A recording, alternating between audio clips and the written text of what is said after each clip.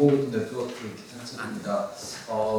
초청해 주셔서 감사하고요. 사실은 우리 금천 위원장님 오셨으면은 사실은 금천 사례를 가지고 이야기하는 게 훨씬 더 와닿는 내용일 수도 있을 것 같습니다. 왜냐하면 서울 지역에서는 이제 금천에서 마을버스 운동을 지금 실제로 하고 있고, 그리고 거기서 뭐 현수막도 걸고 정장 연담도 지출하고 이런 걸로 알고 있기 때문에 아마 제가 이야기 드리는 것의 실제 쟁점이나 이런 것들이 금천 지역에서 지금 지역 운동을 하고 계시는 사례와 좀 연동되는 것이 있을 겁니다. 그리고 서대문 지역 같은 경우는 이제 재작년 정도에 노선 축소와 관련해서 주민 서명 운동이 있어서 노선을 다시 회복시키는 사례가 있었고요. 이렇게 이제 산발적으로 지역마다 이 마을버스라고 하는 게 실제 굉장히 중요한 지역 의제로 다뤄져 왔습니다. 근데 이제 문제는 이게 한 번도 정치적 의제로 다뤄진 적이 없다는 것이 좀 딜레마 같은 것 같아요. 왜냐하면 외국의 경우에는 대중교통, 특히 공공교통 의제가 굉장히 정치적으로 중요한 의제로 하고 중요한 갈등들을 만들어냅니다. 특히 도시에서는 소위 자가용 중심의 투자와 그다음에 공공교통 중심의 투자라고 하는 것이 대결하는 것이기 때문에 일종의 이게 그 트레이드오프 관계가 있습니다. 이제 그러다 보니까 이제 나뉘어지게 되는 거고, 최근 독일 연정국면 내에서도 교통공원주 투자를 도로로 할 거냐 철도로 할 거냐 가지고 또 이 연정 내에서의 갈등이 있는 걸로 확인이 됩니다. 혼잡 통행료도 그렇고 15분 도시도 그렇고 다 이제 공약으로 시작이 됐다라고 하는 것만 봐도 이 교통 문제는 굉장히 정치적 의제에 가깝다라고 볼 수 있겠습니다. 근데 우리나라는 특히 그런 부분이 되게 심해요. 왜 그러냐면 우리나라 버스 체계는 사실은 해외에서 찾아보기 힘든 버스 체계이거든요. 그러니까 이제 이게 무슨 말이냐면 현 법으로 보면 이제 두 가지의 연어라고 하는 게 존재합니다. 사실 이걸 전제로 해야지 이 복잡한 논의를 좀 이해할 수 있는데요. 하나는 사업 면허라고 하는 게 존재합니다. 그러니까 운수 사업을 할 수 있는 자의 요건이 법률로 정해져 있고, 이 요건을 갖춘 자는 운수 사업을 할 수 있는 걸로 되어 있습니다. 그러니까 운수 사업 면허라는 게 존재를 하는 거죠. 근데 운수 사업 면허만 갖고는 실제로 장사를 할 수는 없습니다. 왜냐하면 실제 그것을 작동시키는 노선이라는 게 있어야 되는데, 이 노선은 공공에서 실제로 노선 계획을 통해서 만들지만 실제 그것이 운영하는 사업 면허자, 그러니까 면허 사업을 갖고 있는 이 사람이 사실은 이걸 거의 독점 형태로 갖게 됩니다. 왜냐하면 이 하나의 노선에 하나의 사업자가 들어갈 수 있는 구조이거든요. 그러니까 우리나라의 경우에는 민간 중심의 운송 사업자가 공공에서 수립한 노선 계획상의 노선을 사실상 독점적으로, 그러니까 좀 배타적으로 이 노선권을 사용함으로써 면허권과 노선권이 사실 이제 사유재산화되어 있는 굉장히 특수한 형태입니다. 사실 이제 이게 되게 관행적인 특징에 가까워요. 왜냐하면 운수사업법상으로 보면 사업 면허는 상속이 가능하고 거래가 가능한데 이제 노선과 관련돼서는 명시적인 그런 내용이 없죠. 근데 말씀드렸듯이 노선에 대한 권한이 없으면 사업 면허는 사실 의미가 없습니다. 근데 이제 대부분 관행적으로 사업 면허 이꼬르 노선 이렇게 생각을 하는 것이 있기 때문에 이제 지역마다 공영제 운동을 하는 측에서 보면은 공영제의 방식이라고 하는 것이 이 노선권을 매입해야지만, 즉 인수를 해야지만 공영제가 가능하다라고 하는 굉장히 복잡한 논의를 만들게 됩니다. 사실 그게 말씀을 드리지만 이게 왜 고민이냐면 저희 공공교통 네트워크 같은 경우는 10년도 전에 공영제 운동을 계속 해오고 있는 중인데요. 이제 지역에 버스 갈등이 있을 때마다 저는 이제 공영제 전환과 관련된 이야기들을 해왔던 거죠. 그런데 지역 현장에서는 법률적 쟁점 외에 관행적으로 버스 사업자가 독점해왔던 이 사업에 대한 이 인수 과정에서 굉장히 황당한 일들이 되게 많이 벌어지는 겁니다.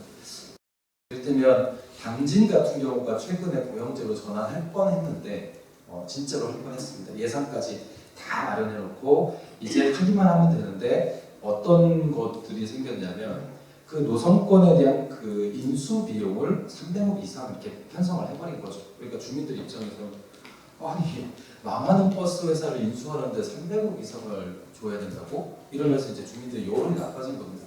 그래서 그 과정에서 실제로 노선과 사업 면허에 대한 감정평가를 받게 됐고 감정평가 결과 그 정도가 안 나오게 된 거죠. 그러니까 사실은 부르는 게 가림 현상이 벌어지는 겁니다. 왜냐하면 독점제이기 때문에 이것이 그 지역 내에서 특정한 사업자가 사실은 버스 사업을 독점하고 있는 일이 너무 많다 보니까 이게 이제 소위 협상 방식의 인수로는 적정 가격이라는 게 존재할 수 없게 되는 문제가 있습니다. 그래서 이것을 전제로 하면 저희가 지금 제안하고 있는 공영제는 인수 방식의 공영제를 제안하는 게 아니다. 이걸 좀 전제해야 될 것 같습니다. 왜냐하면 이게 이제 개혁적 의미를 가지려면 인수 방식을 포기하면 안 되는데 지금 인수를 전제로만 공영제 운동을 접근을 하게 되면 사실은 이거는 사업자하고의 힘겨루기라고 하는 방식으로 되게 지지부진할 수 있더라고요. 무엇보다 지방자치단체, 그러니까 지방정부들의 태도 자체가 사업자의 편향적인 태도이기 때문에 이거를 설득해갖고 인수시키는 방식은 정말 어렵구나라고 판단합니다. 최근에 목포시 같은 경우가 사업자가 사업 포기를 밝혔는데도 불구하고 목포시장이 그 사업 면허를 취소를 안 하고 있습니다. 근데 이제 재밌는 게 사업 면허를 취소해야지만 노선에 대한 소유권이 없어지는 거거든요.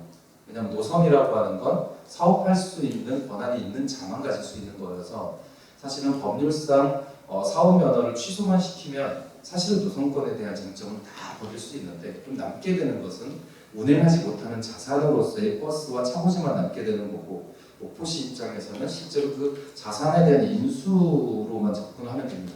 왜냐하면 버스나 차고지와 관련된 매입으로만 가거나 아니면 신규 차량을 구매하거나 아니면 기존에 있는 공용 주차장을 통해서 임시 차고지로 쓰거나 사실 이렇게만 하면 좀 이렇게 공영제로 전환이 될 수 있는데 계속 사업 면허를 포기를 못 시키는 거죠. 그 이유가 뭐냐? 목포시가 버스를 직접 운영하기가 싫은 겁니다.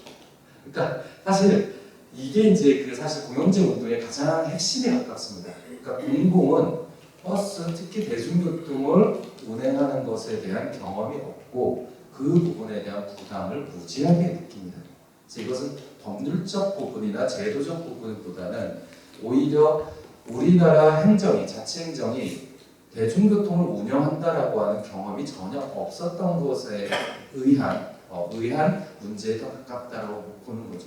그래서 저희가 이제 제안하는 방식은 기존의 민영제를 아예 다 없애는 방식이 아니라 민영제를 두고 민영제와 공영제가 혼용될 수 있는 방식을 통해서 그 경험을 어느 정도 한 다음에 점차적으로 공영제의 방식으로 이것이 전환되는 이 로드맵을 생각을 하고 있습니다. 그러니까 그렇게 하다 보니까 이게 겉으로 보기엔 이게 급진적으로 보이지 않아요. 왜냐하면 이게 확 넘어가야 재미있는데 이게 그렇게 보이지 않는 특징이 있습니다. 근데 지금 제안드리는 내용은 굉장히 구체적이고 실질적인 방식으로 고민한 끝에 나온 내용이고 원론적이고 원칙적인 부분과 관련돼서는 아까 말씀드린 그런 전제가 이미 있다라고 하는 걸 좀 말씀을 드리겠습니다. 그래서 그렇게 봐주시면 좋겠고요. 실제 이 자료는 작년에 지방선거 과정에서 서울 지역에서 모여 있었던 공약, 그러니까 정책 대응 기구가 있었습니다. 근데 거기서 이제 5대 서울시민 과제 이런 것들을 만드는 과정에서 이제 하나로 무상교통이라고 하는 걸 선정하고 그러면 무상교통을 현실화할 수 있는 구체적인 방안이 뭐냐 설계를 좀 해달라라고 해서 이제 저에게 요청이 와서 저는 마을버스부터 공영 노선을 만드는 방식 이렇게 제안하게 된 페이퍼가 그 이유가 되고요. 지금 이게 이제 서울시 교통체계에 관련된 한계들 얘기한 건데 이거는 똑같습니다. 근데 차이점이 뭐냐면 민영제로 운영되고 있는 지역과 즉 적자 보존 방식으로 운영되는 지역과 준공영제로 운영되는 지역은 완전히 다릅니다. 준공영제의 경우에는 저는 공영제 전환에 있어서 가장 마지막 단계일 거다라고 생각을 하는데요. 왜 그러냐면 준공영제라고 하는 건 사업자와 노동자가 거의 동일한 이해관계를 갖게 되는 구조입니다. 그러니까 소위 사업자의 사업 비용을 다 공공재정으로 지원받을 수 있는 구조이기 때문에 대부분 중공영제 지역에서는 노동조합과 사업자 단체 간의 야합이 굉장히 빈번하게 발생을 합니다. 그렇기 때문에 임금 인상을 요구를 하죠. 그 임금 인상을 하기 위해선 서울시가 재정 지원금을 더 줘야 됩니다. 그러니까 사실은 사업자가 노동조합의 파업을 종용하는 경우도 생깁니다. 그러니까 이런 것들이 구조적으로 불가피하게 나타나요. 사업자와 노동조합이 싸울 이유가 없습니다. 그렇게 지금 작년까지 쟁점이 됐던 게 식사비였거든요. 운전기사 식사비였는데 당연히 상식적으로 보면 사업자 비용이잖아요. 근데 그것을 서울시에 요구하는 거죠. 식사비 개선을 위해서 재정을 더 내놔라. 이렇게 합니다. 그러면 도대체 사업자는 매년 이윤을 한 5% 가까이, 4.5% 정도 이윤이 보장되고 있는데 도대체 사업자는 노동 조건을 개선시키거나 노동 비용들을 어떻게 부담하고 있느냐? 왜냐하면 임금도 서울시가 주고 그 다음에 정비직이나 뭐나 표준 운송 단가를 다 서울시가 제공을 하는데 바깥까지도 서울시가 제공을 하면 도대체 이 사업자의 사용자의 노동 비용은 도대체 뭐냐라고 하는 것이 남게 되는 거죠. 이게 이제 중공영제의 좀 구조적인 특징입니다. 그러면서 보면 좀 단기적으로 이 버스 사업에 있어서 노동 조건을 개선시키기 위해서 공공 자금을 연계시키는 과정에서 중공영제라고 하는 방식을 채택한 게 좀 함정이었다는 느낌이 드는데요. 실제로 중공영제는 외국에 있는 재정지원제도하고 다르게 우리나라의 제도는 사업자 지원제도입니다. 근데 외국에서의 버스 보조금은 이용자 보조제도거든요. 그러니까 그런 부분에서 완전히 차이가 납니다. 우리나라는 기본적으로 버스 지원 정책이 사업자 보조 방식이다. 그렇기 때문에 이 버스의 서비스 개선을 위해서는 계속 사업자 보조라고 하는 방식의 우회로를 타야 됩니다. 근데 재미있는 건 이 사업자가 서비스 개선에 그 돈을 쓰는지 안 쓰는지를 검증할 수단이 없습니다. 아마 이제 그 의정 활동을 하셨기 때문에 아실 수도 있는데 이게 이제 보조금 항목이 버스 사업 지원 항목은 달라요. 그러니까 보통 우리가 일반 보조금의 경우에는 보조금법에 의해서 보조사업 평가나 이런 것들을 다 받게 되어 있거든요. 근데 운수 쪽에 주는 거는 운수업계 보조금이라고 하는 보조금 항목이 따로 있고 운수업계 보조금은 보조금 사업평가의 예외입니다. 정산도 예외입니다.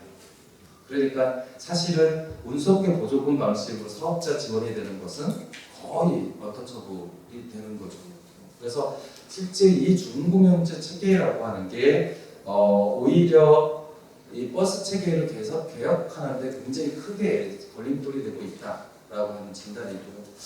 그래서 마을버스가 중공영제 되기 전에 마을버스부터 다른 공영체제와 관련된 실험이 필요하겠다라고 하는 게 이 전체 판단 내용입니다. 자, 이렇게만 이제 접근을 하면 사실 이용 주민들은 크게 와닿지가 않습니다. 왜냐하면 이용 주민 입장에선 민영제든 공영제든 내가 편리하게 이용만 하면 돼라고 하는 시각이기 때문에 사실 앞서서 말씀드린 거는 이제 전략적인 측면에서 우리가 고민할 부분인 거고요. 사실 이제 지금 말씀드릴 것은 어쨌든 그럼 주민들한테 왜 마을버스 공영제가 필요합니까? 라고 설명할 때 이제 근거로 준비한 내용인데요. 첫 번째는 서울 지역 내, 그러니까 지역 간 교통 격차라고 하는 것이 분명히 존재합니다. 그러니까 부천 한 지역만 하더라도요. 지하철 노선이 통과되는 것과 사실은 노선과 직접 연결이 되지 않는 지역 사이에는 이거는 그 격차라고 하는 건 정말 엄청납니다. 직감만 하더라도 엄청나게 나죠. 서울 지역에서도 저런 교통 격차가 존재합니다. 그러니까 한 지역이라고 하는 게 균일하지 않다. 특히 교통이라고 하는 측면에서는 굉장히 격차가 크다라고 하는 것을 전제로 해야 됩니다. 그래서 이 마을버스를 중심으로 보는 이유는 지역 내의 교통 격차를 완화시키는 수단이다라고 하는 게 첫 번째고요. 두 번째는 기후위기 대응을 위해서 어쨌든 수송 부분에서의 중요한 목표 중에 하나가 총 통행량을 줄여야 되는 겁니다. 자동차는 굴러다니면 온실가스를 내는 거기 때문에 이 굴러다니는 그 양을 줄여야 되는데 교통 부분은 되게 단순하게 주행거리라고 하는 계측 가능한 수단이 존재하는 거죠. 그러니까 버스가 됐던 그 승용차가 됐던 어쨌든 탄소 연료를 그러니까 석탄 연료를 태우는 그 교통수단의 총 주행거리만 줄이면 탄소 배출량을 줄어들게 만들 수 있습니다. 되게 이게 지역마다 계산하기가 되게 좋은 기준이거든요. 그리고 한국교통안전공단에서 두 단위 총 주행량 데이터를 매년 만들어서 제공을 하고 있습니다. 그러니까 이게 지역별로 그걸 계측할 수 있는 최고의 수단을 갖고 있는 거죠. 그런데 재미있는 건 우리 그 서울 시내 시내 교통을 보면 3km 미만 이동하는 게 전체 교통량의 40%입니다. 근데 3km 정도면 고회로로는 거의 1시간 가까이, 한 45분 정도 되는 거리이지만 이게 마을 버스로 놓고 보면 한 10분 내에 이동 거리가 됩니다. 그리고 5km 이내의 그 총 교통량의 비중은 55% 정도가 됩니다. 그러니까 서울 시내 다니는 모든 교통량의 55%는 기본적으로 5km 범위 내에서 이동하는 거리라는 것이죠. 그러면 실제로 이 5km 이내의 교통량을 줄인다라고 했을 때는 마을버스가 가장 효과적인 정책 대안입니다. 그러니까 이제 물론 외국의 경우에는 저거를 그렇게 잡으면 자전거입니다라고 얘기를 해요. 근데 저는 시민들한테 자전거를 타고 다니세요 라고 지금 얘기하는 게 너무 저항이 높다고 생각합니다. 왜냐하면 안전하지 않다라고 하는 걸 누구나 다 공감을 하는데 사실은 지금 자전거로 5km 이내에 저런 그 장거리 통행을 다 해야 됩니다라고 얘기하는 게 좀 부담스럽다 해서 그럼 그거를 피할 수 있는 이제 중간 단계 정도가 이제 마을버스라고 생각을 하는 거고요. 그래서 마을버스로 가자. 5km 이내의 총 교통량이 55%면 4년 내에 대중교통 인프라를 확충해서 저 55%를 20% 정도 혹은 30% 정도만 흡수할 수 있으면 서울 지역에 혹은 어떤 구의 탄소 배출량을 이만큼 줄일 수 있다. 이런 것들이 상술적으로 나올 수 있게 되는 것이고요. 그래서 네. 40% 55%라고 되어 있는 기준이 건수 아니요. 그러니까 총 거리 중에 엄청난 거예요. 총 통행량 기준으로 그래서 근데 이제 재밌는 건 저 데이터를 서울시는 98년도, 99년도 요때만 딱 공개 데이터를 만들었고요. 왜냐하면 저 주행거리 데이터는 요즘에 더 생산하기 쉬워요.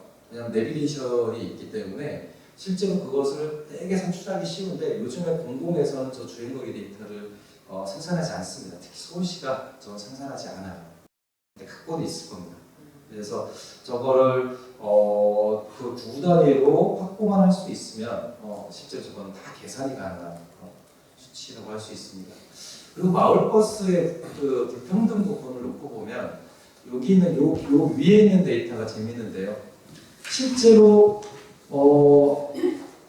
마을버스를 이용하는 성별을 보면 여성들이 비목적 통행으로 사용하는 비중이 굉장히 높습니다. 이를테면 물건을 사려고 아니면 여가나 내지 이런 목적으로 이용하는 비율이 훨씬 더 높습니다. 그러니까 실제로 마을버스를 낮 시간에 이용하시는 분들은 대부분 여성이나 혹은 노인들이 됩니다. 그러니까 즉 낮에도 마을에 있는 사람들을 위한 교통수단이 마을버스라는 것이죠. 보통 출퇴근은 대부분 이제 승용차 수요가 많고요. 낮 시간에는 이제 이런 수요들이 있습니다. 그리고 실제 자치구별 마을버스 노선 수를 보면 이렇게 격차가 많습니다. 동작 같은 경우가 노선 수가 20개의 노선이 있는 반면에 강동이나 중랑 같은 경우는 한 2개나 3개 정도가 있습니다. 그리고 요 숫자를 잘 세어보면 25개가 안 돼요. 왜냐하면 마을버스 노선이 없는 데가 있었습니다. 송파구가 없었는데 작년에 처음 노선이 생겼죠. 그래서 그런 것처럼 이제 서울이라 하더라도 이 지역 내에서의 교통 격차가 굉장히 극단적으로 나타나는 현상들이 있습니다. 그리고 당연히 그거는 그 자치구의 자동차 그 통행량하고 비례하는 형태를 갖고 있습니다. 그래서 사실 저런 그 지역 간의 교통 격차가 있다라고 하는 것도 굉장히 중요한 부분이고요. 특히 저런 거는 대부분 이제 인프라 조건이 열악해서 생기는 건데 상대적으로 재정 여건이 좋은 데와 나쁜 데의 차이가 존재합니다. 그래서 이런 부분이 있고요. 요게 이제 평균 통행거리 데이터입니다. 요거는 그 서울시 가구 통행 조사라고 이거는 이제 그 법정 통계 자료입니다. 그래서 보시면 도보로는 보통 한 1km 내외를 다니는 거고요. 승용차로는 7km, 그다음에 대중교통으로는 8km. 그러니까 대중교통으로 이동하는 통행거리가 훨씬 더 깁니다. 그런데 버스는 5km, 지하철이 10km입니다. 그러니까 이 얘기는 뭐냐면 버스는 5km 이내의 단거리, 그리고 지하철은 단독으로 이용할 때는 10km 정도의 중범위, 그리고 버스와 지하철에서 한 차례 환승하는 사람들은 한 15km 이내의 중범위가 됩니다. 근데 이제 이 중범위 딱 들어가면 여기서 서울로 따지면 경기도 출퇴근 수요를 의미하게 됩니다. 그러면 저기에 이제 저 갭이 있잖아요. 한 12km, 13km 갭이 있는데 그럼 그 바깥에 있는 사람은 뭐냐? 자가용입니다. 그러니까 이게 우리나라 수도권 교통의 특징이요. 일종의 동심원 구조로 되어 있습니다. 시내 교통에서 5km 이내는 그 대부분 승용차 이동이 좀 많고 5km 이내는 그렇고 10km 범위는 대중교통, 15km 범위로 보면 지하철, 그다음에 15km 바깥으로해서 30km까지는 자가용 이런 식으로 이렇게 되어 있는 거죠. 그래서 실제 우리가 대중교통 정책을 할 때에는 중범위에 있는 교통 자가용 이동을 어떻게 대중교통으로 전환할 거냐와 시내 내부에서 승용차를 이용하는 것을 어떻게 대중교통으로 전환할 거냐 이 두 개가 이제 포인트가 되는 거고요. 그래서 이거를 이제 전략적으로 놓고 보면 현재 이제 GTX라고 하는 방식이 딱 그 중범위에 궤도를 넣는 방식이거든요. 그러니까 이게 전략적으로 굉장히 타당한 방식입니다. 다만 이게 대심도로 가고 그래서 이 노선 변경이나 혹은 연장이 굉장히 까다롭게 만든 게 문제인 거죠. 오히려 그런 것들을 지상 노선으로 하면서 기존에 있는 지하철망, 아니 철도망, 예를 들면 무궁화 노선의 확대랄지 이런 방식으로 갔으면 훨씬 더 효과적일 수 있는데 이제 그것을 대심도 방식으로 돈을 때려놓는 방식으로 이렇게 만드니까 이제 사실 좀 논란이 되는 문제입니다. 그리고 도시 내의 내부 교통으로는 역시 버스가 좀 우월한 수단 아니냐 이렇게 볼 수 있겠습니다. 마을버스 적자를 해소하는 방법과 관련된 이제 고민인데요. 지금 보시면 마을버스 재정 지원 규모가 굉장히 빠르게 올라가고 있습니다. 이 이유가 뭐냐면 승객이 덜 타기 때문에라고 이제 하는 것이 일반적인 주장이긴 하나 사실 그게 온전한 답이 될 수는 없습니다. 왜냐하면 적자 지원 구조란 말이죠. 그러면 적자 지원을 받는 사업자의 경우에는 서비스 개선이나 내지 이용률을 증가하기 위한 그게 필요할까요? 사실 중공영제 지역에서의 그 도시나 내지는 사업자는 대중교통을 이용합시다라는 캠페인을 안 한 지 꽤 오래됐습니다. 곰곰이 생각해보면 할 필요가 없는 거예요. 왜냐하면 승객이 적게 타든 많이 타든 적자는 무조건 공공지원이거든요. 그래서 서울시가 실제로 코로나19 회복기였던 작년에 이 1년 동안 지하철이든 버스든 대중교통을 이용합시다라는 캠페인을 단 한 번도 한 적이 없습니다. 비슷한 시기에 외국의 도시들은 대중교통에 대한 이용을 좀 촉진시키는 운동을 했고요. 그래서 사실은 굉장히 많은 이용률이 다시 회복이 되는 걸 보였습니다. 작년에 왜 외국 도시들에서 요금 정책에 대한 시도들이 많았냐? 바로 거기에 다 있는 거죠. 대중교통 이용과 관련돼서 코로나19 시기에 줄어든 수요를 어떻게 하면 단기적으로 늘릴 수 있을까라고 했을 때 요금 지원 정책이 일종의 단기적 수단으로 굉장히 유효하다라고 봤던 겁니다. 근데 이제 우리나라의 경우에는 그런 방법을 채택하지 않은 것이고요. 당연히 그 이유가 공공 입장에서는 사실 이제 이게 재정 지원에 부담이 있는 것이지만 사업자 입장에서는 그냥 재정 지원을 추가로 받으면 된다. 라고 하는 논리로 가게 되는 거고 이게 어느 정도 임계치에 왔을 때 자연스럽게 요금 인상 국면으로 가게 되는 거죠. 근데 요금 인상을 하면 대중교통 수요가 더 낮아집니다. 그러니까 이게 계속 악순환 구조로 가게 되는 현상들이 있습니다. 최근에 보면 작년에 택시 요금 인상을 했어요. 택시 수요가 한 30% 정도가 떨어졌다라고 하는 게 이제 택시 노동조합의 진단입니다. 그러니까 이게 뭐냐면 어차피 연료비나 내지 이런 것들은 계속 점진적으로 오를 거거든요. 그러면 실제 요금 인상을 통해서 단기적으로 경영에 대한 이익을 확보할 수 있지만 한 3년 정도 임계치가 지나면 요금 인상 효과는 사라집니다. 그럼 거기서 이제 챙겨야 되는 것은 수요를 늘려야 되는 건데 요금이 이만큼 오른 이상 수요로 전환될 가능성은 극히 드뭅니다. 그러니까 사실 계속 딜레마에 빠지게 되는 것이죠. 그래서 지금 요금 인상 국면에서도 사업자들에게 가장 의문인 것은 뭐냐면 과연 그렇게 요금 인상을 해서 그 대중교통 수요를 유지할 수 있냐라고 하는 그 고민이 저는 보이지 않는다는 겁니다. 실제로 사업자들은 그 고민을 하지 않아도 됩니다. 그게 이제 지금 요금 인상 국면에서 가장 흥미로운 부분이죠. 실제로 쟁점이 되는 것 중에 하나가 서울시가 과연 대중교통 투자를 많이 하냐라고 하는 것도 쟁점인데요. 지금 보여드리는 표의 요 뒷부분의 퍼센테이지가 전체 재정에서 대중교통 투자에 사용되는 재정 비율입니다.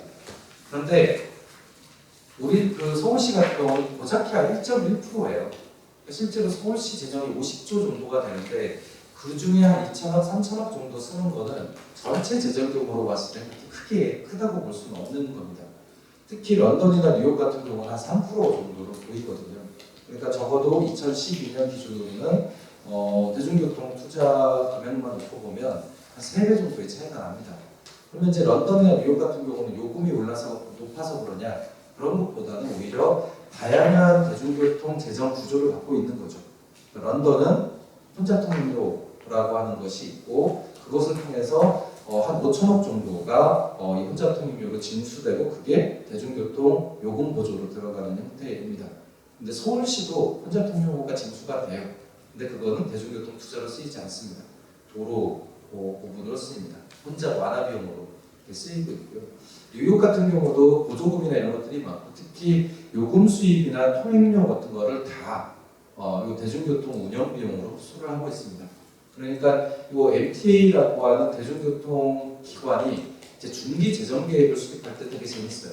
맨 위가 요금이거든요. 근데 요금이 2026년까지 줄어드는 걸로 나옵니다.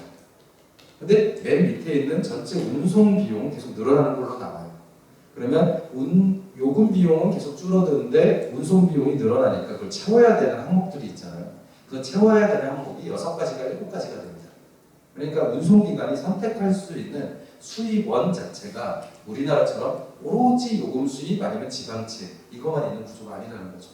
그러니까 사실 그런 구조로 놓고 보면 장기적으로는 서울교통공사 같은 경우가 남산터널에 대한 혼자통행료 관리 징수나 혹은 교량 관리나 이런 것들에 대한 것들을 실제로 통합적으로 운영하는 게 맞을 수도 있습니다. 장기적으로는. 그래서 그런 수입과 그 다음에 지출 구조를 이렇게 맞추는 과정으로 가는 게 필요하고요. 또 뭐 외국 사례로 홍콩 얘기 뭐 이런 것도 되게 많이 하는데 홍콩 같은 경우는 대중교통 공사가 역세권 개발을 직접 합니다. 그래서 거기서 얻어들이는 수익을 또 다시 대중교통 투자로 환수를 하고 있죠. 근데 우리나라는 대부분 역세권 개발 이익을 민간 사업자가 다 가져가는 형태인 거잖아요. 그래서 사실 그런 부분에서 요금 구조 하나만 놓고 단선적으로 비교하기 굉장히 힘들다. 이 대중교통 운영과 관련된 정책이나 내지 재정 구조는 굉장히 복잡한 것들을 갖고 있다는 거고요. 이런 것들을 이제 전제로 실현 가능한 재정 계획을 만드는 건데 첫 번째는 자가용 교통에서 발생하는 부의 효과를 대중교통 이용자에게 이전하는 방식입니다. 이게 이제 서울시 기준으로 본 건데요. 서울시가 2022년 예산서 기준으로 혼자통행료가 148억, 교통유발 부담금이 한 2천억 정도가 들어왔습니다. 그러니까 이 혼자통행료와 교통유발 부담금이라고 하는 세금이 아닌 부담금 구조만으로도 한 2,300억 정도의 재원이 존재하는 거죠. 그리고 실제 저 교통유발 부담금이나 혼자통행료의 대부분은 신규 도로 개선 사업으로 사용됩니다. 그러니까 이걸 마치 만약에 계속 사업으로 쓰고 있거나 인건비로 쓰고 있으면 저 돈을 빼면 누군가의 일자리가 사라질 수도 있거든요.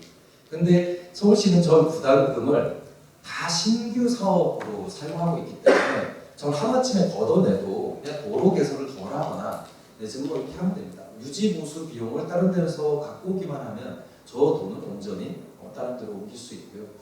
두 번째로는 지금 통합요금제에 따라서 시내버스, 마을버스 이렇게 요금 분담 구조가 있는데 여기에서 마을버스가 좀 억울한 구조가 있습니다. 그게 뭐냐면 마을버스 운송 수입이 한 2,600억 정도가 되는데 이 중에 절반 이상이 교통공사나 시내버스로 나갑니다. 왜냐하면 이거 배분 방법이 되게 좀 극악해서 그런 건데 배분 방식이 최초에 타는 차량에 대해서 우선권을 주기도 하지만 기본적으로는 총 이동 거리에서의 비중을 갖고 분배를 하는 방식이에요. 그러니까 마을버스로 이동하는 거리와 그걸 환승해서 지하철을 타는 거리 중에 지하철 거리가 훨씬 더 크겠죠. 당연히 그렇죠.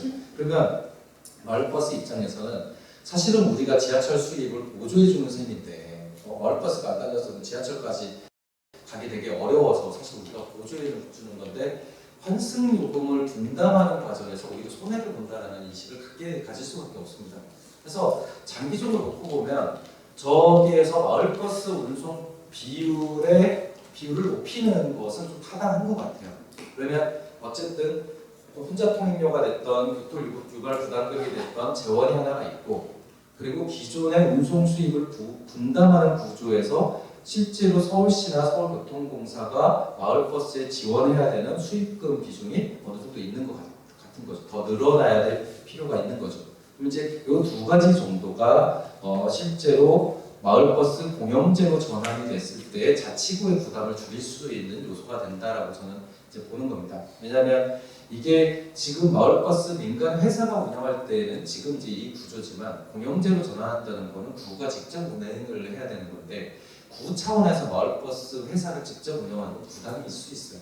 모든 비용을 다 구가 부담하는 건 부담일 수 있어서 서울시의 재정 구조에서 구 차원에서 이렇게 내려갈 수 있는 뭐 이를테면 구 마을버스 회계 뭐 이런 방식으로 마을버스 보조금 이런 방식으로 시가 구의 목적으로 줄 수 있는 게 뭐가 있을까 했을 때는 저 정도 돈이 나오는 거죠. 그리고 계산해봤더니 저건 가능하겠다 라고 봤습니다. 또 재밌는 건 이게 모든 회사들한테 다 재정 지원을 해주는 것도 아니죠. 왜냐하면 적자 노선에만 지원을 해주는 겁니다.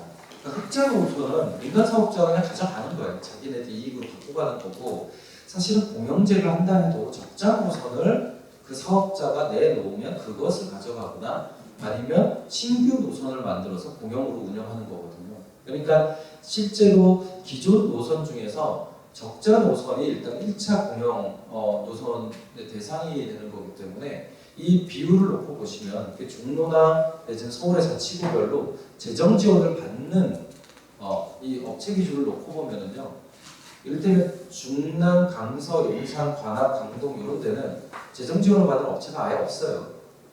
사실 그러니까 이런 데는 신규 노선을 만들어서 공영제를 해야 되는 것이지 기존 노선을 인수할 필요가 없습니다.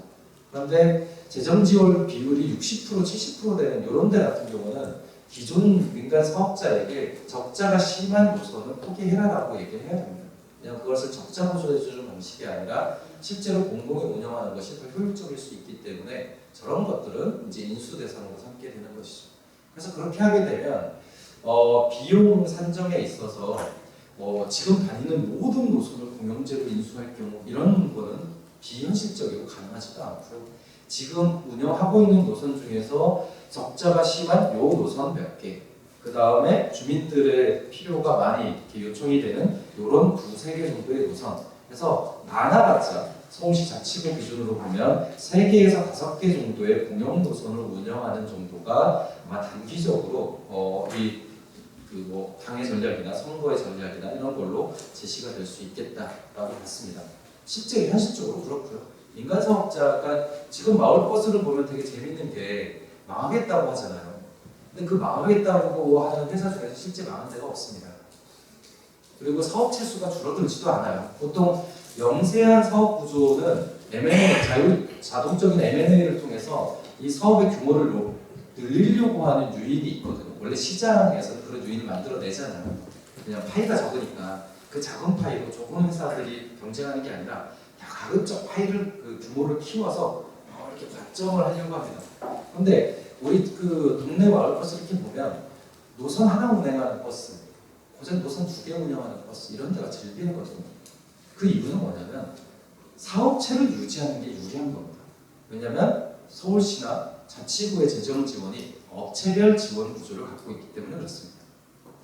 그래서 이 포인트는 업체 지원 방식이 아니라 노선별 그 정책으로 전환한다라고 하는 게 구조적으로 가장 핵심입니다. 그러니까 버스는 노선이 핵심이지 사업체가 핵심이 아니다. 그러니까 노선을 누가 운영하느냐라고 하는 걸 기준으로 삼으면 사실은 업체의 손실이나 이런 것들은 손실되는 것을 개선하려면 적자 노선을 포기하면 되는 거죠. 아주 단순한 논리로 가는 게 맞습니다. 그러니까 적자 노선 포기하고 흑자 노선은 민간 사업자가 가지세요.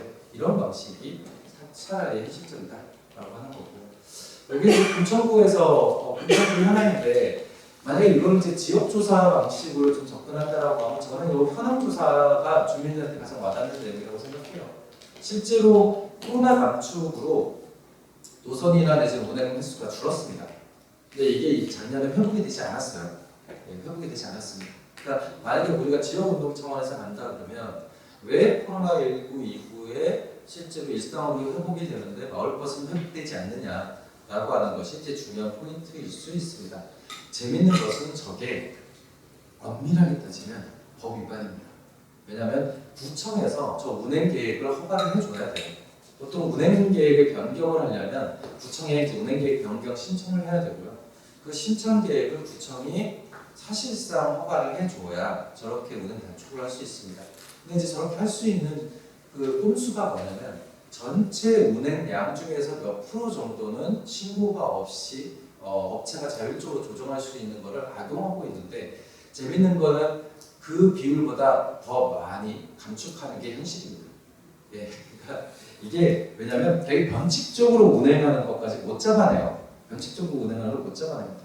그러니까 낮 시간에 갑자기 배차 간격을 확 늘린달지 그 첨도 시간에만 배차 간격을 늘려서 이를테면 하루 배차가 12대인데 그 12대의 절반 정도가 출퇴근 시간에 집중돼 있고 낮 시간에는 절반도 안 다니는 이런 식으로 관리하는 게 꽤 있거든요.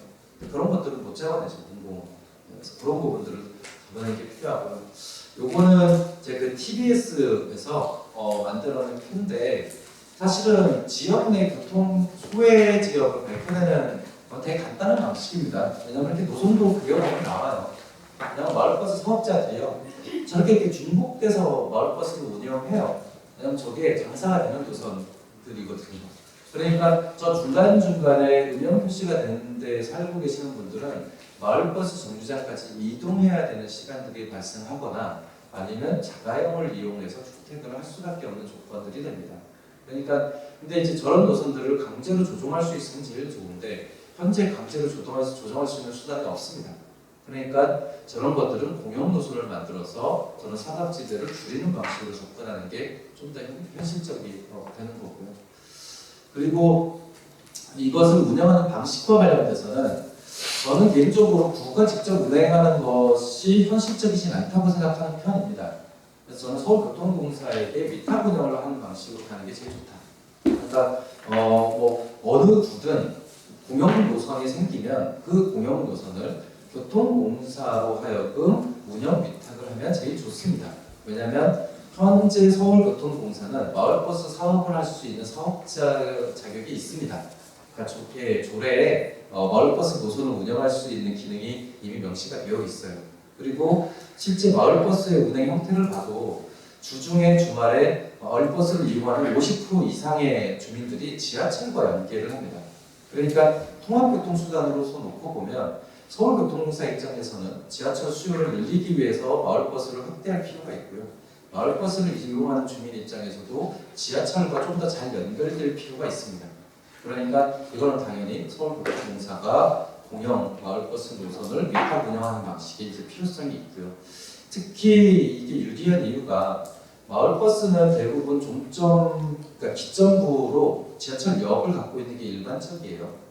근데 이제 지하철역에 만약에 기점부를 설치한다고 했을 때 역에 있는 역 지상부나 지하부에 있는 시설을 사실은 마을버스 운영의 인프라로 그대로 활용할 수 있습니다. 이를테면 마을버스 기사의 휴식 공간으로 만들 수도 있고요. 지상부의 주차장을 일종의 차고지나 혹은 정비를 간단하게 할 수 있는 곳으로 활용할 수 있습니다. 그러니까 사실은 지하철 인프라를 같이 활용하는 방식으로 접근을 하면 사실은 마을버스 공영 노선을 운행하는 초기 그 인프라 비용을 상당수 줄일 수 있는 부분이 있습니다. 그래서 저는 이제 서울교통공사를 통한 위탁 운영 방식, 그러니까 공공 위탁 방식이라고 하는 것이 가장 효과적이겠다라고 생각을 하고요. 그래서 이런 부분에 대한 방법이 있다. 보고 이거는 민영재 관련된 내용이니까 넘어가고요. 전기버스로 전환하는 부분에 있어서도 지금 보여드리는 게 일반 차량의 구입 비용과 전기 차량의 구입 비용의 비교인데요. 이게 이제 더 낮아졌을 수도 있습니다. 전기차 구입 비용이. 왜냐하면 요 2020년 기준으로는 굉장히 좀 그때 이제 전기버스가 대부분 수입에 의존했고 국내 메이커에서 생산하지 않은 때여서 단가가 굉장히 비쌌어요. 그런데 지금 중국 버스가 굉장히 많이 들어와서 현대차나 이런 데서도 좀 그걸 굉장히 낮추고 있는 편이고요. 이제 보시면 아시겠지만 차량 구입비에서 실제 국내 그 LNG, CNG 그 버스의 구입 비용이 한 1억 2천 정도이면 전기차 같은 경우는 중국 그 전기차 같은 경우는 1억 2천 정도면 웬만한 수입 버스는 다 살 수 있습니다. 그러니까 이 얘기는 뭐냐면 전기버스 전환할 때 사업자들이 비싸서 못 사요라고 하는 거짓말에 가깝습니다. 그러니까 오히려 안 하는 거죠. 근데 문제는 시내버스들은 대부분 CNG로 교체가 됐고 전기버스도 있는데 마을버스는 전기 마을버스가 거의 없습니다. 하다못해 CNG가 없어요. 경유를 태우는 데가 여전히 있습니다. 그러니까 마을 곳곳 다니는 버스가 오히려 더 탄소를 배출하거나 미세먼지를 발생시키는 수단인 거죠. 그랬을 때 전기버스로 쉽게 전환하는 방식도 사업자에게 보조금을 주는 방식이 아니라 공공이 직접 전기버스를 사서 직접 운행하는 게 더 간단할 수도 있다라고 하는 겁니다. 그래서 이것 면에서도 장점이 있고요. 그리고 마지막으로는 일자리 창출 부분입니다. 마을 버스는 대부분 지역에 있는 사람들을 고용할 가능성이 생깁니다. 그러니까 차량을 수리하거나, 그러니까 차량을 정비하거나, 혹은 그것을 운전하는 분들이 지역에서 살고 있는 부분으로 고용할 수 있는 유인 구조가 있습니다. 그래서 실제로 그 버스 대형 면허가 있는 지역 주민들을 우선적으로 고용하는 방식으로 할 수도 있고요. 그리고 또 추가적인 일자리로 그 안내원이나 혹은 어르신들 타실 때 좀 탑승 보호미 방식으로 하는 그런 일자리들도 버스를 매개로 만들어낼 수 있습니다. 그래서 실제로 공영제로 하게 되면 비용이 줄어드냐? 비용이 줄어들지는 않습니다. 그리고 저는 정책적으로 비용이 줄어드는 것을 그렇게 내세울 필요도 없다고 생각을 합니다. 그러니까 오히려 중요한 건 사업자의 이윤으로 봤던 게 노동자의 임금이나 혹은 지역 일자리 창출로 쓰이는 게 훨씬 더 낫지 않습니까? 이 논리가 훨씬 더 낫다는 거죠. 그러니까 사업자의 영리로 가는 것보다 지역 일자리 창출이나 혹은 서비스 개선으로 쓰이는 게 훨씬 더 낫습니다. 그러니까 우리가 싸게 마을버스를 운영하려고 하는 게 아닙니다. 라고 얘기하는 게 좀 더 나은 거고요. 실제로는 공영제가 훨씬 더 쌉니다. 근데 저는 이제 이걸 싸다라고 접근하는 게 나중에 우리 발목을 잡을 것 같아서 이거를 전면에 내세우는 게 좋지 않다라고 보지만 정말 논쟁 과정에서 얘기를 하면 공영제로 운영하는 배당 운영 단가고요. 현재 서울시가 운영하는 버스 준공영제 하에서의 하루 운영 비용은 한 2배 혹은 5배 정도 차이가 납니다. 그러니까 실제로 공영제로 운영하는 배당 운영 단가가 훨씬 더 쌉니다. 이건 부정할 수 없는데요. 실증적으로 그렇습니다. 그러니까 이론적이니 뭐니 추산이니 이게 아니라 현재 민영제로 운영되고 있는 대당 운영 단가, 준공영제로 운영되고 있는 대당 운영 단가와 공영제로 운영되고 있는 곳의 대당 운영 단가를 비교해 보면 실증적으로 공영제의 대당 운영 단가가 더 쌉니다. 그래서 이거는 논쟁의 여지가 없습니다. 데이터가 그렇게 나오는 거죠. 그래서 사실 공영제가 돈이 더 많이 든다라고 하는 것은 초기의 인프라 비용 때문에 그렇습니다. 그러니까 초기 인프라 비용이라고 하는 게 차고지 매입 비용이나 차량 구입 비용인데 사실 그거를 일시에 다 살 필요가 없다. 왜냐하면 마을버스의 경우에는 독립적인 차고지가 아니어도 동네 주차장을 복합시설화해서 충분히 이용할 수 있습니다. 실제로 지역에서 운영하고 있는 그 마을버스들 기점부나 이런 거 보면은요, 동네 주차장 이렇게 돌아서 이렇게 나오는 거예요. 그러니까 거기서 정비시설이나 이렇게 있는 게 아니라 그냥 돌아서 나올 때만 있으면 되는 겁니다. 물론 그것이 한 바퀴 돌아서 정차해서 정비하거나 혹은 노동자들 쉴 수 있는 공간이 필요한 건 맞는데 그거는 어차피 기존의 구청이 가지고 있는 공공부지를 활용하면 충분하다는 거죠. 그래서 아니면 지하철역을 활용하면 지하철 역사 내에 있는 유휴 공간을 휴식 공간이나 교육 공간이나 이런 걸 다 활용할 수 있습니다. 그래서 그렇게 접근을 하면 실제 공영제 전환 비용은 아무리 고민을 해봐도 그렇게 많지가 않습니다. 그러니까 이거는 사실 그래서 가상의 숫자가 많고요. 그럼 이제 방법이 뭐냐? 사실 이제 이게 포인트인데요. 기존 사업자 전환의 쟁점이 있습니다. 하나는 면허 취소하는 방법입니다. 이 면허 취소 권한이 서울시장에게 있습니다. 근데 이게 법률상 면허를 취소할 수 있는 거는 뭐 저 세계 사유 말고도 되게 많은데 근데 그건 거의 못 쓸 것 같고 그러니까 이런 거거든요. 서류를 내라고 그랬는데 3회 이상 안 될 경우 뭐 이런 건데 저는 어떤 사업자가 3회 이상 안 될까 싶기도 해요. 근데 그건 의미가 없고 지금 면허를 취소시킬 수 있는 건 딱 저 세 가지인 것 같아요. 첫 번째는 인가받거나 등록된 사항을 정당한 사유 없이 실시하지 아니하는 경우. 그러니까 저거는 아까 말씀드렸듯이 모든 사업자는요 운행 계획을 인허가 청에 내게 돼 있습니다. 어떻게 마을버스를 운영하겠다. 거기는 배차, 그 다음에 뭐 이런 것들이 다 그 운행 계획에 나오게 돼 있습니다. 근데 재밌는 건 그 운행 계획을 받는 지방자치단체가 많지 않아요. 저 규정이 있는지도 모르는 데가 되게 많습니다.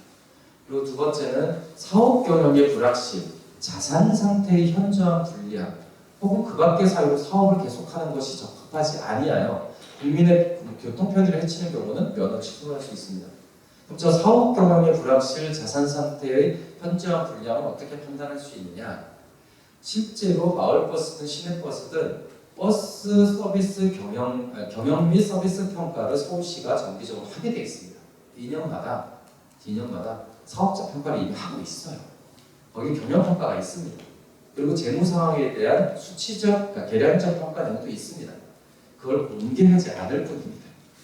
그럼 그렇게 보면 자치구마다 실제로 경영 상태가 되게 부실한 마을버스 업체들도 쉽게 확인이 돼요. 그럼 그런 거는 면허를 취소해주면 됩니다. 근데 안 하죠.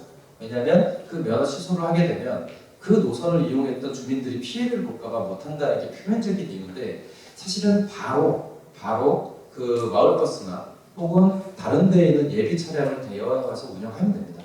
그러니까 그게 어렵진 않아요. 방법론적으로는 어렵지 않아요. 근데 그걸 왜 못하냐면 공공이 책임지기 싫어서 그렇습니다. 그러니까 실제로 뭐 한 1개월 정도면 자산을 취득해서 운영할 준비를 할 수 있는데 왜냐하면 화성시 공영제가 3달 만에 했거든요. 그러니까 그 운영체계 만들고 노선이 한 30개 정도가 됐는데 그것을 새로 사람들 고용하고 그래서 공영제를 딱 한 게 3개월 정도 만에 했습니다. 그런데 만약에 구에서 마을버스 노선 2개 운영하는 비용이다라고 하면 이건 한 달 만에 가능합니다. 한 달 만에 가능한데 그것을 하지 않는 거는 결국에는 하기 싫은 거죠. 그래서 면허 취소를 거의 안 해요. 안 합니다. 그래서 저게 현실적인 방법이 되게 어렵고요. 두 번째는 사업 인수를 하는 쟁점이 존재하는데 사실은 버스를 사는 것은 크게 어렵진 않아요. 왜냐하면 회계사들이 매년 그 회계 평가를 하면서 그 자산에 대한 관점 평가를 하거든요. 그러니까 차고지든 아니면 차량이든 그 회계법인이 한 그 자산조사 내에서의 감정평가액이라고 하는 기준액이 존재합니다. 근데 그거 살펴보면 아시겠지만 몇 천만 원입니다. 살 때는 억 단위를 주고 사지만 실제로 감정평가액을 보면 연간 연수에 따라서 정말 디스카운트가 엄청납니다. 그래서 연수가 한 5년 지난 거는요 2, 3천이면 됩니다. 그러니까 사실은 이걸 인수비용이 그렇게 크진 않아요. 근데 쟁점은 뭐냐면 고용 승계와 관련된 쟁점이 사실은 저는 크다고 봅니다. 왜냐하면 마을버스에 고용되어 있는 노동자들의 50% 이상이 초탁직입니다. 그러니까 65세 이상인 분들인 거죠. 근데 이것을 공영으로 전환했을 때 사실은 이 연령대 노동자들을 계속 고용할 수가 없는 상황이 생깁니다. 그래서 사실 이 부분이 우리가 만약에 이 사업 인수를 고민할 때는 가장 쟁점적인 것 같아요. 왜냐하면 다른 것들은 이미 다 자산평가 방식이 있고요. 다 있습니다. 그러니까 그거는 큰 쟁점이 아니고 요 고용 부분과 관련된 게 쟁점인 건데 저는 요 부분에서는 예전에 이제 서울시에서 공공부문 비정규직 할 때 그러니까 지하철 청소 노동자들 정규직화 할 때 방법을 생각하면 좋을 것 같아요. 그러니까 기존에 고용되어 있는 분들은 해당 계약 시기의 정년을 보장해주는 방식으로 한시적으로 그걸 열어주면 되고요. 신규 고용하는 부분에 대해서만 그 공공부문의 그 연령 제한을 이렇게 해주면 됩니다. 그러니까 사실 왜냐하면 공공부문에서 노인들에 대한 촉탁직을 늘릴 수는 없습니다. 왜냐하면 다른 부분에서도 확대가 될 거기 때문에 형식적으로 놓고 보면 마을버스의 촉탁직 비율을 줄이는 게 맞기는 한데 근데 그것을 인수 과정에서 줄이는 것은 불합리하고 기존 고용되어 있는 분들의 정년은 민간 부분에서 이것을 보정을 해주면서 신규 고용 부분에 대해서는 이것을 다시 이렇게 채용하는 방식으로 가는 거죠. 그렇게 해서 이 부분은 이미 전례가 있다. 그래서 저는 이제 이 부분 관련돼서도 크게 쟁점은 되지 않는다. 근데 그럼 쟁점은 뭐냐? 구청장이 하기 싫으면 못한다. 이게 쟁점입니다. 실제로 그렇습니다. 구청장이 하기 싫으면 못합니다. 이거밖에 쟁점이 없습니다. 제도적으로든 방법적으로든 그게 없는 건 아닙니다. 그래서 이제 고민이 아까 말씀드린 그 내용입니다. 신규 노선으로 고용제를 하는 게 더 효과적이고 빠르겠다라고 고민하는 이유가 여기에 있습니다. 그래서 이거는 그냥 참고해서 보시면 되고요. 이제 그걸 할 수 있는 제도 방안이 뭐냐? 공용제는 되게 간단합니다. 이게 이제 최근에 이제 목포시에서 지금 조례 제정 운동을 하는 과정에서 이 제도안을 같이 성안을 한 건데요. 기존에는 공용제 조례였습니다. 즉 사업체 단위, 그러니까 운영 방식에 주목을 한 방식이었으면 저는 노선의 성격을 규정하는 방식으로 조례를 만들면 훨씬 더 간단할 수 있습니다. 이런 거죠. 어떤 노선은 민간 노선입니다. 민간 사업자가 운영해서 그 운영 수익을 민간 회사가 갖고 가는 노선이 있을 수 있죠. 어떤 노선은 보조금이 있어야지만 운행할 수 있는 노선이 있을 겁니다. 근데 거기는 사업자의 의무가 따를 겁니다. 보조금 정산의 의무나 내지는 그 노선의 운영과 관련돼서 공공의 통제를 받아야 될 의무를 부과할 수 있을 겁니다. 그리고 공영 노선이 존재할 수 있습니다. 그리고 이 공영 노선의 운영을 기존의 민간 회사에게 위탁 운영을 할 수도 있고요. 이를테면 노선 입찰제 방식으로 이렇게 위탁을 시킬 수도 있고, 아니면 서울교통공사 같은데 공공 위탁을 할 수도 있고, 아니면 구가 직접 운영할 수도 있고요. 아니면 지금 섬 지역에서 하는 것처럼 마을 단위의 마을 기업이 직접 운영할 수도 있습니다. 그리고 성남에서 하는 것처럼 시민 기업이 운영하는 모델을 만들 수도 있습니다. 그러니까 왜 이것을 공영제 방식을 접근하는 게 아니라 공영 노선을 접근하냐면, 저는 운영 형태의 다양화라고 하는 게 사실은 이 부분에서 좀 보장되는 게 필요하다고 봤기 때문에 그렇습니다. 그러니까 무조건 직영 운영이 공영제의 유일한 모델이 아닙니다. 그러니까 비영리적 운영 형태를 우리는 포괄적으로 공영 운영이라고 볼 수 있는 거거든요. 그다음에 협동조합이 운영할 수도 있고요, 사회적 기업이 운영할 수도 있고, 주민 기업이 혹은 협동조합이 나아가면 주민자치회가 직접 마을버스를 운영할 수도 있습니다. 그러니까 실제 법률로 놓고 보면 그걸 운영 못하는 건 없어요. 그냥 그 사업 면허를 충족시켜주는 물리적 조건만 갖춰주면 됩니다. 이를테면 구청이 갖고 있는 그 정류장이나 혹은 공용 부지를 차고지로 쓸 수 있도록 이렇게 대여를 해준달지, 이런 방식의 조건들만 갖춰주면 사실은 할 수 있습니다.